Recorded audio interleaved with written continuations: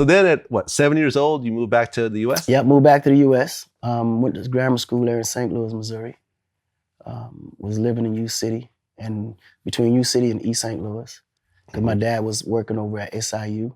So I was like back and forth between, like I do my school during school hours in U-City, then after school go straight to East St. Louis.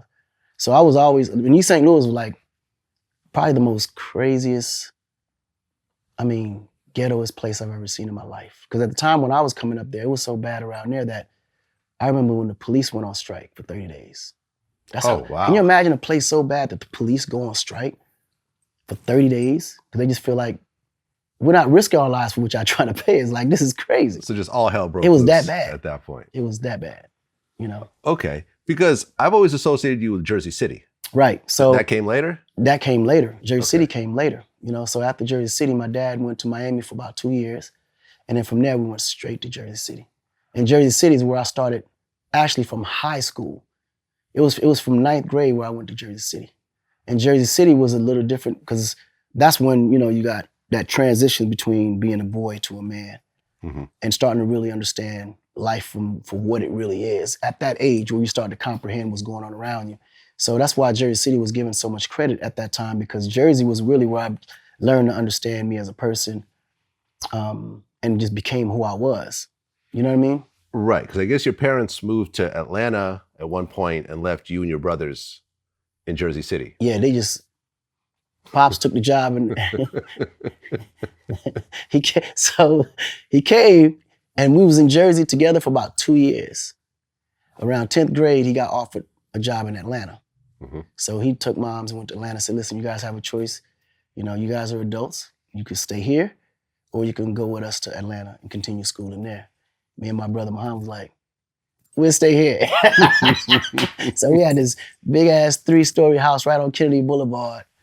And they just left us and just allowed us to, be who we was. Went to school or not. And we just, man, it was probably the best 2 years of my life. You're saying that now. Right, I'm saying that now when I go back, like, man, we had a popping parties all the time. But it was crazy. It was super crazy. But we was living out in the Heights. Out there, just all Puerto Ricans.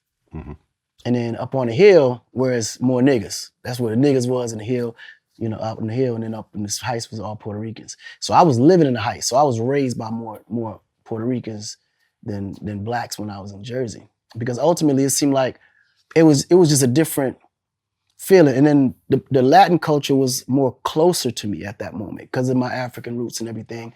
We had so much in common. Whereas when I was, in the hood, it was a little different because I was always the blackest one there. And at that time, black wasn't really in style. So, they'd be joning on you, cracking jokes just for being black. You know what I'm saying? Like, it was just different. By other black people. Yeah, because they're not understanding. And the fact that I was African, I already seemed foreign to them. So the only ones that accepted me really in that area was the Haitians. You know what I'm saying? Because who were also dark and who also was probably going through the same thing at that time. So, it was kind of weird, but it was an adjustment point for me. How was it as an African kid being made fun of by other black people for your skin color, even though you're the same as them? Right. It was the most confusing thing, but it was frustrating a lot too. And this is why I think what got me into fighting a lot. And then, because I got to the point where I just felt like every time somebody joned on me, I felt disrespected. So I just hook off all the time to the point where they just thought that, okay, this little nigga crazy.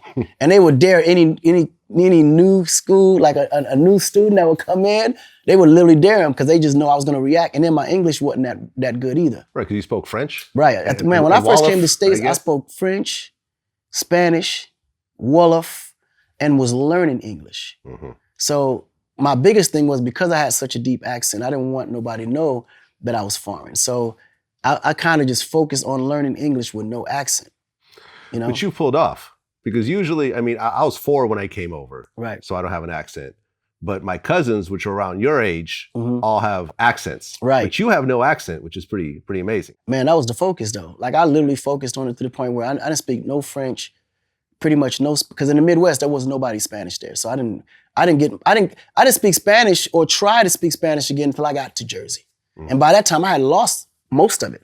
like practically all of it, because I had nobody to speak with. Mhm.